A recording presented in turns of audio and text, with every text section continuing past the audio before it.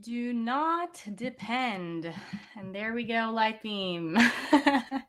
Do not depend on self-reliance and self-sufficiency. That is the topic of today. You see, you are interconnected in a what I call a mycorrhizal network. Everyone is interconnected with everything else, right? With everything else beyond you. Hello, hello. Nice to see you joining in.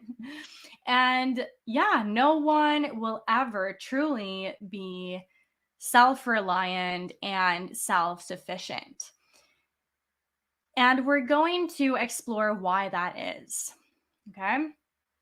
You see, you were hardwired to depend on God, to be interdependent on God and those around you. We're not made to be alone. That is not what God has for us.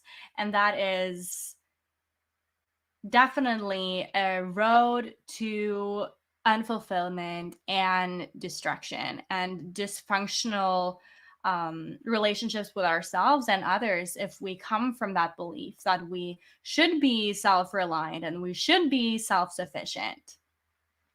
But this is the common sort of belief nowadays that we should be these things. But again, you were hardwired biologically, neurobiologically, um, sort of chemically to bond and to bond also with God. So you were hardwired to depend on God. So your dreams of self-reliance then and self-sufficiency will definitely prove to be more nightmares than dreams. If you go down that route, you'll figure that out at one point in your life. And I did. I certainly did. And I think I still need to remind myself of this because we all have this sense of kind of belief that we think that it would all be easier if we just could do everything ourselves. And we like to take matters into our own hands and kind of project what we believe onto everyone else. And especially I think also in relationships, it's very easy to fall into that pattern of thinking that other people should know what we think. But the thing here is that communication is needed. And also, what won't help is just saying, you know what, I'm just going to be self reliant and self sufficient with my own needs. I'm just going to take care of myself. That's a form of dissociation. It's a form of disconnection, not only to the other, but also to oneself. Because a truly connected person is connected to source, to truth, and to self and to others. So think about it. Why is it so hard for so many of us to ask for help? Why is it so difficult for us to admit that we don't know certain things? Why do we attempt to do things that we've never done before without seeking any instruction? Why is it that we keep doing that maybe more when we're children? Why is it so hard for us to admit that we can't make it all on our own? Why do we struggle to own our weakness and our ignorance? Why do children resist the instruction of their parent?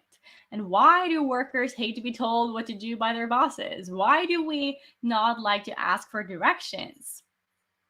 Think about it. Think about these questions. Contemplate on them. Why do we work so hard to present ourselves as more ready, knowledgeable, and capable than what we really are? And why do we often push people away when they are offering assistance to us, when they're offering help, a helping hand? Why do we tell people that we're okay when we're not? And why do we act as if we can solve things that we don't really understand? Why do we hesitate to get the advice of someone that maybe is professional? Or maybe seek help from a counselor or a coach, or go to a pastor or a wise friend? Why do we allow independence to sort of be the trouble to our trouble. Why is that? Well, self-reliance and self-sufficiency are what sin does to the heart. When we think that we're self-reliant and self-sufficient and that the world is sort of circling in and around us. Jag kommer snart. Okay. Yep, jag ska in det strax. Okay. In Hosea 10:13, that was my uncle right there. Hosea 10:13, it says, "You have plowed iniquity, you have reaped injustice, you have eaten the fruit of lies.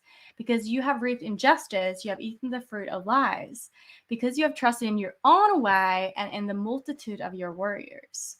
So, why have we endured injustice? Why have you accepted what is not true? Why have we accepted that the world is circling around us and that we're to be self-reliant, right? It is hard to accept, but vital to humbly admit that we cannot and will not ever be fully self-reliant. Because here's the thing, sin causes us to deny our need for God and others. And it causes us to assign to ourselves the wisdom and the strength and the righteousness that we do not actually have. And it causes us to dethrone God and to put ourselves on the throne. And it is also shockingly proud and self-assured. That is what self-reliance and self-orientedness is really about. So we need to be rescued from our quest for independence and brought into a relationship with the one who really does have everything we need. And that's exactly what the grace of Jesus, of God, has done for us, right? So what I'm aiming to get at here is, again, to not depend on just self-reliance and self-sufficiency. This belief sets us up for a lot of struggle and a lot more frustration than necessary in, let's say, our relationships and in life in general, even in business, even in our career. Because when we think that we can do everything ourselves, we're not leveraging God's creation, which God has created this world to be interconnected, where we can rely on each other. So that was everything for today's little live stream right here. Sending you so much love.